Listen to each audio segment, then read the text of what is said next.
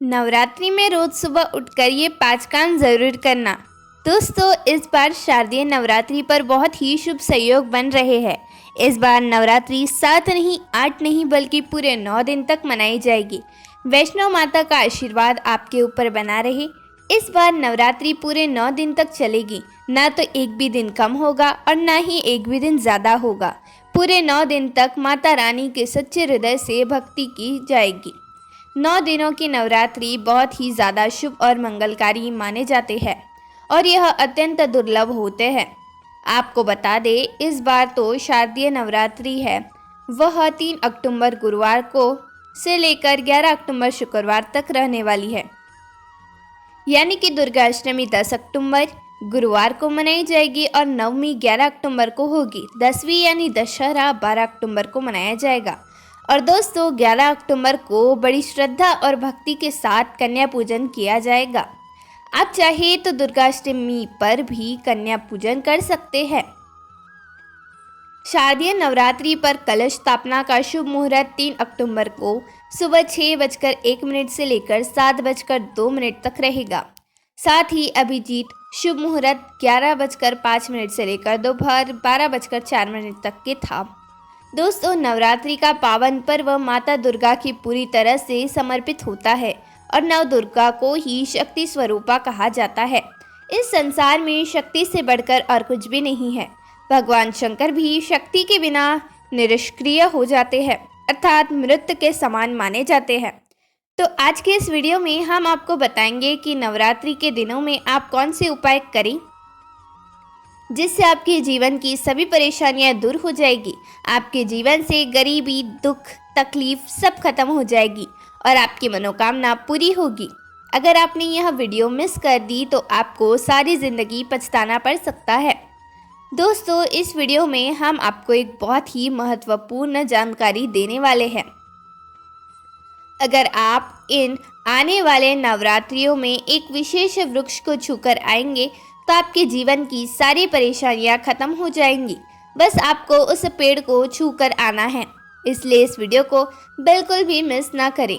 अगर आपकी दुकान का या धंधा बंद हो गया है, पैसों की तंगी चल रही है, घर में लोग बीमार रहते हैं, आपस में किसी की नहीं बनती, घर में लगातार लड़ाई झगड़े हो रहे हैं, शत्रु परेशान कर रहे हैं, पैसे आने के सारे रास्ते बंद हो गए हैं, पैसे आता है तो वैसे ही चला जाता है, पैसे की कमी बनी रहती है, दिन भर मन में नकारात्मक विचार आते रहते हैं या शरीर में आलस्य बना है रहता है, घर में एक बार एक मृत्यु हो रही है, घर काटने को दौड़ रहा है, तो इस वीडियो को अंत तक ज़रूर देखें। नवरात्रि के पावन पर्व पर नवरात्रि के किसी भी दिन हम जो उपाय बताएंगे, अगर आपने इसे सच्चे मन से कर लिया तो आपको धनी बनने से कोई भी ताकत नहीं रोक पाएगी। न केवल आप धनवान बनेंगे बल्कि आपकी सभी मनोकामनाओं की भी पूर्ति होगी। नवरात्रि के समय आपकी मनोकामनाएं पूरी होती दिखाई देगी। मूर्ख व्यक्ति ही होगा जो इस प्रकार के उपाय को नवरात्रि के समय नहीं करेगा और स्वयं की दरिद्रता को बढ़ावा देगा। इसलिए हम आपको कह रहे हैं कि इस वीडियो को अपने और अपने परिवार के फायदे के लिए अंत तक जरूर देखें। दोस्तों, नवरात्रि का पावन पर्व माता दुर्गा को पूरी तरह से समर्पित होता है और यह माता दुर्गा की कृपा पाने का सबसे अच्छा समय होता है।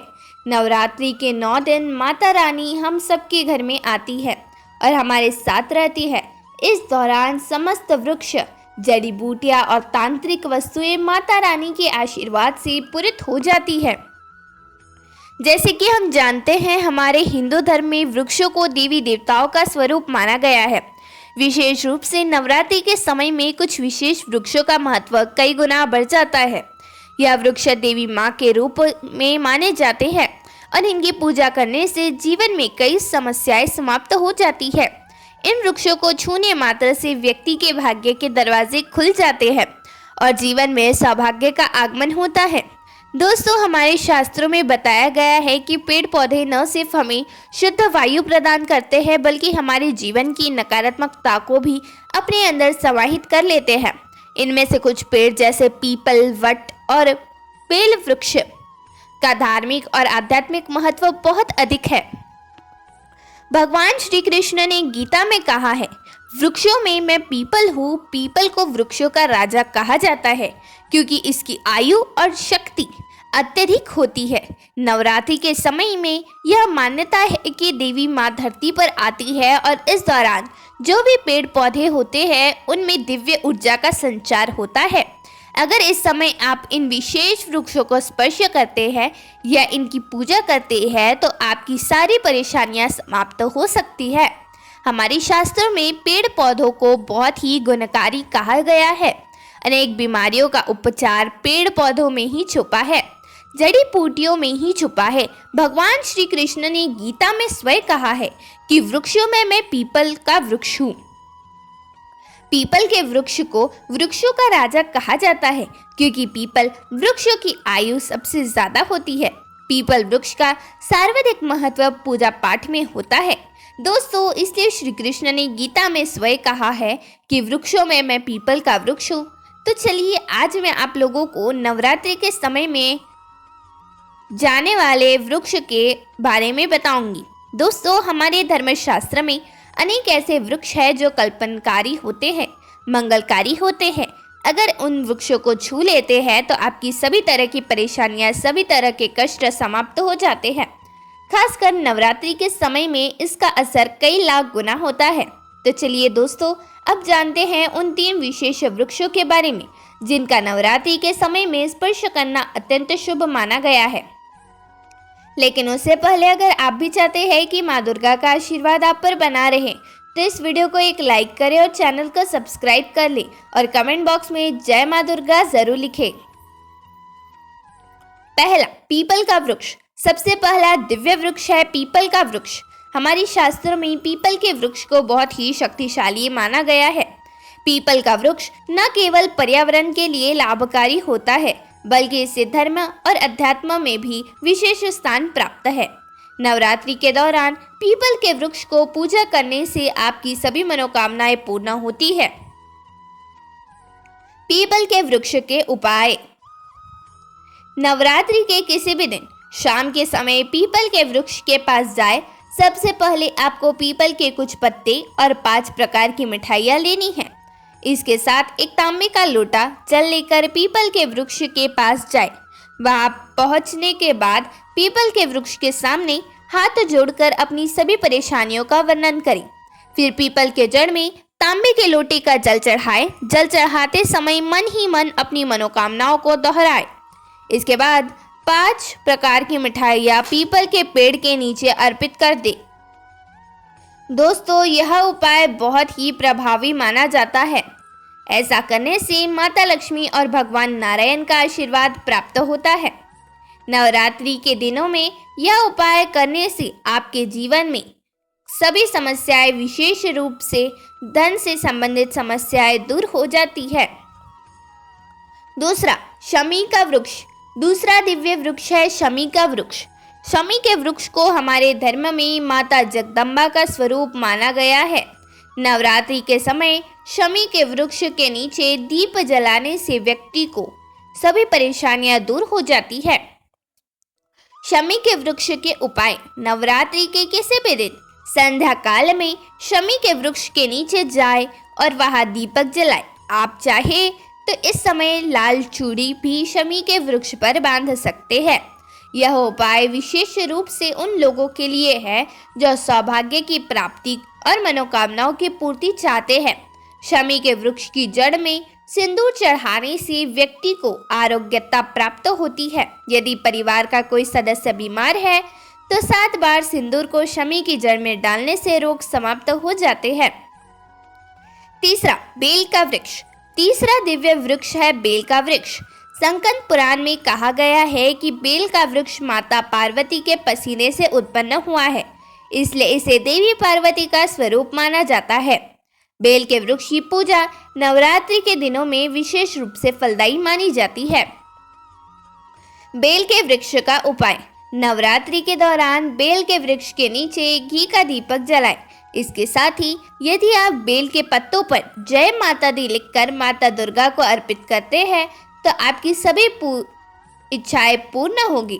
इसके अलावा बेल के वृक्ष की जड़ में सिंदूर और तांबे की कोई भी वस्तु चढ़ाने से व्यक्ति की सभी समस्याएं दूर हो जाती है। बेल के वृक्ष को छूने से आपकी थकान और सुस्ती भी समाप्त हो जाएगी। चौथा, परिजात का वृक्ष। चौथा महत्वपूर्ण वृक्ष है परिजात का वृक्ष। यह वृक्ष समुद्र मंथन से उत्पन्न हुआ था और इसे लक्ष्मी का स्वरूप माना जाता है। परिजात के वृक्ष को छूने से शरीर की थकान, पीड़ा और कमजोरी समाप्त हो जाती है। नवरात्रि के समय इस वृक्ष के नीचे घी का दीपक जलाने और सिंदूर चढ़ाने से सभी इच्छाएं पूरी होती है। अपराजिता के वृक्ष की पूजा से लक्ष्मी की कृपा प्राप्त होती है और सभी प्रकार के गृह दोष और अन्य परेशानियां समाप्त हो जाती है। लक्ष्मी की कृपा से व्यक्ति के जीवन में समृद्धि आती है और धन धान्य की कमी भी दूर हो जाती है। दोस्तों, अब इस वीडियो में हम आपको एक और पावरफुल उपाय बताएंगे जो बहुत ही ज़्यादा महत्वपूर्ण उपाय है। इस उपाय को करने से आपके जीवन में सभी तकलीफें खत्म हो जाएंगी। आपके जीवन में गरीबी, निर्धनता चल रही होगी तो वह भी खत्म हो जाएगी। अगर आपकी दुकान या व्यापार जो भी धीमा पड़ चुका होगा तो पूरी तरह नहीं चल रहा है तो वह भी चलने लग जाएगा। आपके जीवन से पैसों की किल्लत खत्म हो जाएगी। घर में लोग अगर बीमार रहते हैं तो वह भी बीमारी खत्म हो जाएगी। आपके परिवार में हर एक सदस्य में प्रेम बढ़ता चला जाएगा। शत्रु स्वयं ही आपके जीवन से नष्ट हो जाएंगे। पैसा आने का मार्ग खुल जाएगा, आपके घर में टिकेगा। दोस्तों, आप यह उपाय रविवार को छोड़कर किसी भी दिन कर सकते हैं। जी हाँ दोस्तों, नवरात्रि का जो रविवार है उस दिन छोड़कर यह उपाय किसी भी दिन कर लीजिएगा। यह उपाय बहुत ही अच्छा है, मनोकामना पूर्ति के लिए बहुत ही ज़्यादा पावरफुल उपाय है। इस उपाय से अच्छा लाभ भी देखने को मिलता है। कई लोग तो महाधनी और करोड़पति भी बन चुके हैं। बस आपको यही 5 प्रकार की मिठाइयों का फिर से चयन कर लेना है जो नॉर्मल करने की दुकान पर मिल जाती है। वह भी मिठाई आप ले सकते हैं। अगर यह 5 प्रकार की मिठाई आप नहीं ले पा रहे हैं तो गुड़ ले लीजिएगा या फिर शक्कर ले लीजिए। इस प्रकार से 5 प्रकार के कुछ मीठी चीजें लेकर के भी यह उपाय कर सकते हैं। बिल्कुल ही यह लाभकारी साबित होगा। तो यह उपाय अवश्य करना, आपकी गरीबी मिट जाएगी, निर्धनता मिट जाएगी। नवरात्रि के समय में भी यह उपाय करना बहुत ही ज़्यादा फलदायी होगा। नवरात्रि जाने के बाद अगर यह उपाय दिवाली के दिन करते हैं तो यह उपाय बहुत ही ज़्यादा पावरफुल होता है। चारों नवरात्रि में, दीपावली या फिर होली में भी यह उपाय कर सकते हैं। बहुत ही उत्तम उपाय माना जाता है। तो आप अपनी गरीबी मिटाने के लिए, समस्याओं से छुटकारा पाने के लिए, मनोकामना पूर्ति के लिए यह उपाय ज़रूर करना। आपको क्या करना है, 5 प्रकार की मिठाई लेनी है और एक पीपल का पत्ता लेना है और एक लोटा तांबे का जल लेकर पीपल के पेड़ के पास पहुंच जाना है। पीपल के पेड़ के पास जाने के बाद आपको पीपल देवता से हाथ जोड़कर विनती करनी है और उसे जल को सबसे पहले आपको पीपल के नीचे डाल देना है और जल को डालते समय आपको अपनी मनोकामना बोलते जाना है। और मनोकामना बोलने के बाद आपको जो 5 प्रकार की मिठाइयाँ ली थी उसको पेड़ की जड़ में यानी कि पीपल के पेड़ के नीचे पीपल के पत्ते पर रख देना है। दोस्तों, अगर आपने इतना सा उपाय कर लिया तो आपको बहुत ही ज़्यादा लाभ देखने को मिलेगा।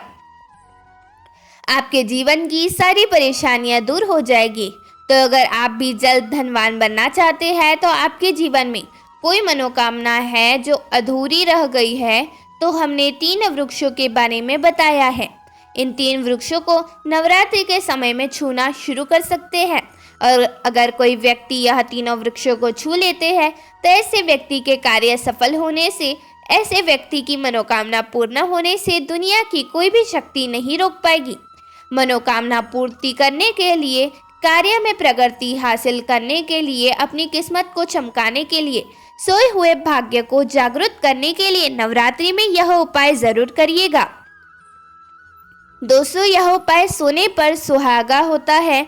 यह आपकी जिंदगी को संवार देंगे, आपकी जिंदगी में चल रही परेशानी को दूर कर देंगे। धन्यवाद।